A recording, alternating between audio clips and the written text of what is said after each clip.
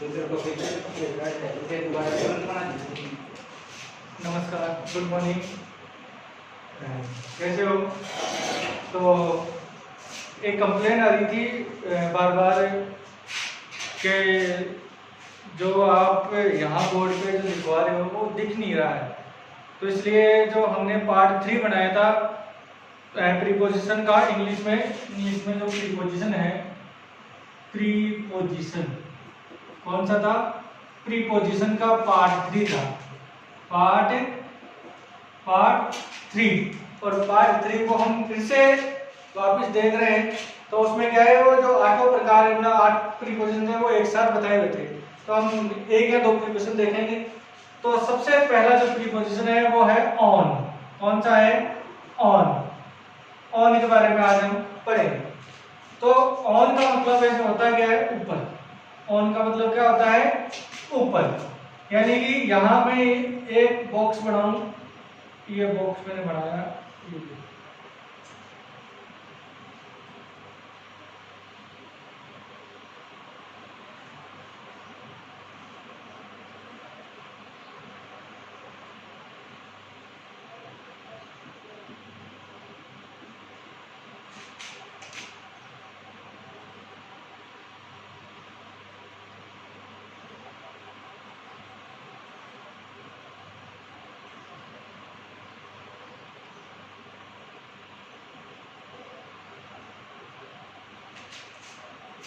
ये बॉक्स मैंने बनाया और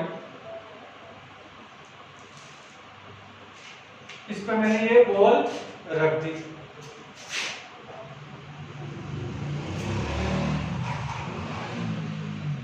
ये बॉल रख दी मैंने। तो अब थोड़ा ध्यान से देखना, बात करें हम ऑन प्रीपोजिशन की। ऑन का मतलब होता है ऊपर।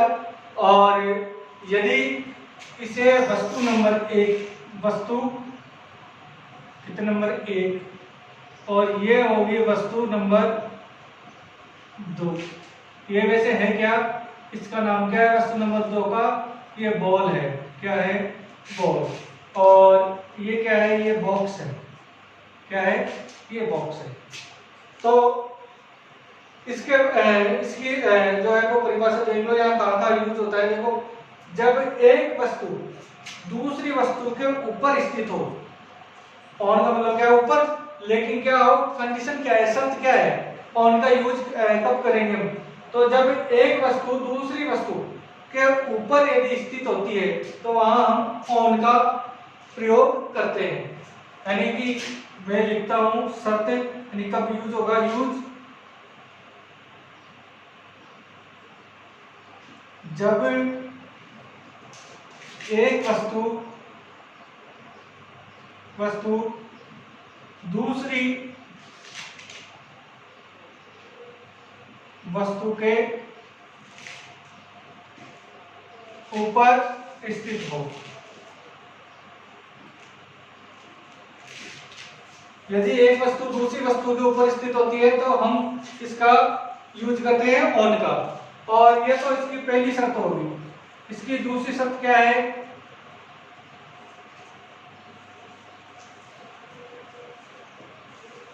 दोनों में गति ना हो। दोनों में गति ना हो।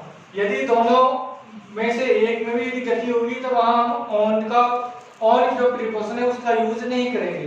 तो दोनों शर्तें हैं, यदि कहीं पर भी दोनों शर्तें अप्लाई होती है, लगाई जाती है, जब एक वस्तु दूसरी वस्तु के ऊपर स्थित हो और जब दोनों में कोई गति ना हो तो हम वहां ऑन का प्रयोग करते हैं। ये तो इसका जो बेसिक है वो हो गया। अब इसके अलावा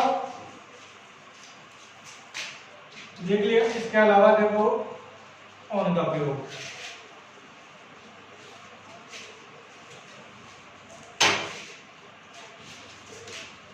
एक मैंने ट्रिक बताई थी, इसकी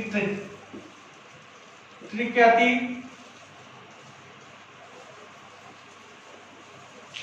माई दादा। माई दादा, इसमें एम का मतलब क्या है? मंथ। एम का मतलब क्या है? मंथ यानी महीना। वाई का मतलब है ईयर, यानी वर्ष। यहाँ है दा का मतलब है डे, यानी दिन। और यहाँ ये दा है, इसका मतलब है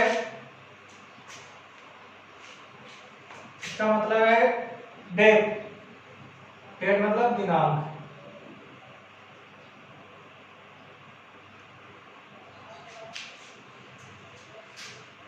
तो इसकी एंट्री क्या होगी, माई दादा, यानी जहां मंथ हो, महीनों के नाम हो, और ईयर यानी वर्ष हो, दूसरा डे हो, और तीसरा क्या है, दा यानी दिनांक हो, तो वहां हम ऑन प्रीपोजिशन का प्रयोग करते हैं।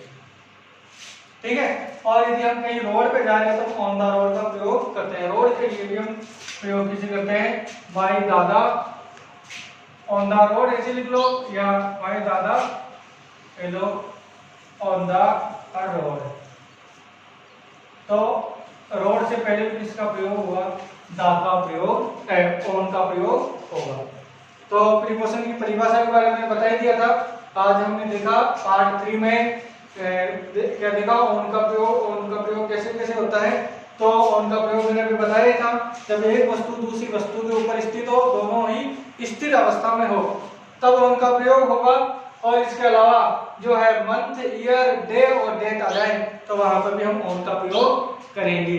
इसके अलावा हम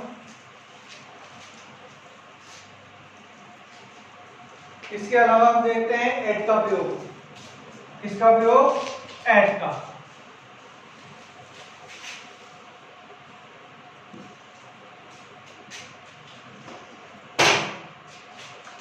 एट यानी होता है पर।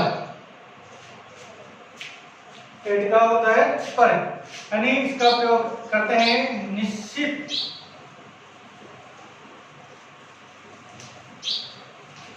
जगह पर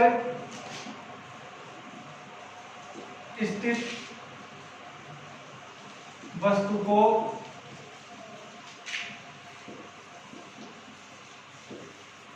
दर्शाने के लिए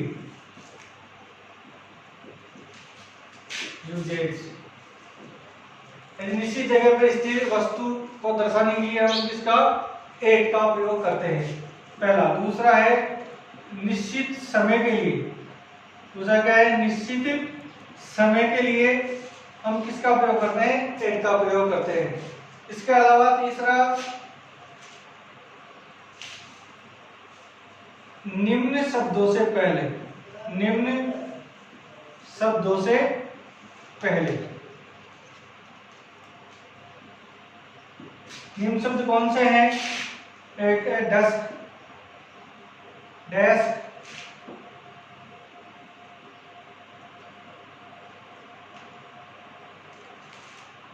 डाल, नाइट, सनसेट, सनराइज,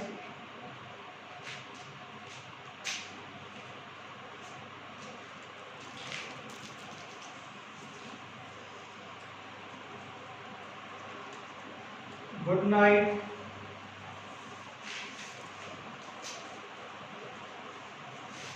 तो dusk, dawn, night, sunset, sunrise, good night. तो इनसे, और ये जो नाइट आती है इसके लिए भी कनाइट, और एक आता है टू नाइट। इनके लिए भी हम किसका प्रयोग करते हैं, एट का प्रयोग करते हैं। और ये निश्चित जगह पर स्थित वस्तु को दर्शाने के लिए एट का प्रयोग होता है। दूसरा निश्चित समय के लिए एट का प्रयोग होता है, और निम्न शब्दों से पहले भी एट का प्रयोग। निश्चित समय के लिए कैसे, इसके लिए मैं बोलता हूँ 7 o'clock। तो ये ऐसे लिखा जाएगा, एट 7 o'clock, एट 9 o'clock। ठीक है। अब इन दोनों के उदाहरण देख लो एक बार। ये एट का प्रयोग हो गया। अब दोनों के उदाहरण,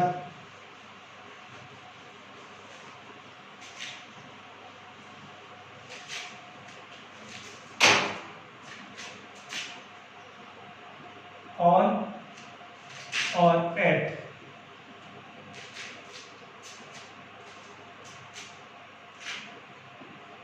The cat is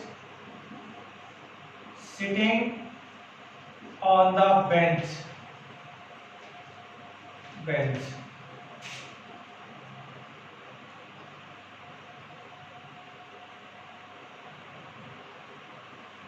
The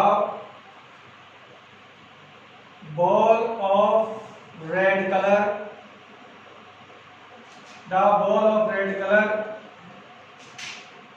Is put by me.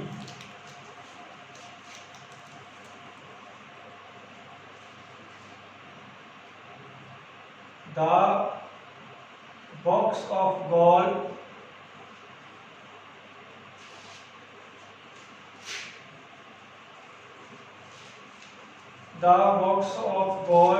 is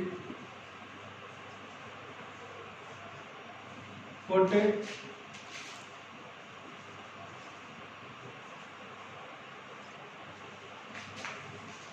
red color is put on the table by me. और the box of gold is put on bench by you. ये एग्जाम्पल हो गए। अब इसके उदाहरण देख लो, ये वाले हो गए। अब एट वाले देख लो।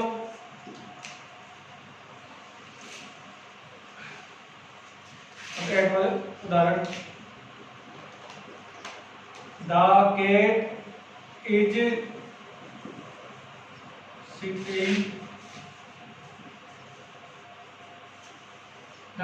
sitting at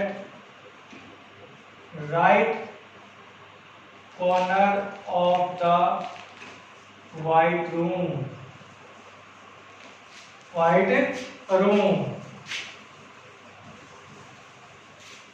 Mohan sits at right side of row.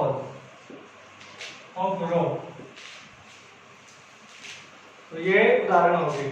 तो the cat is sitting at right corner of the white room and Mohan sits at right side of row. तो ये दोनों के उदाहरण भी हो गए। अब बचे हैं वो दो को देखेंगे पार्ट नंबर 4 में कल। धन्यवाद।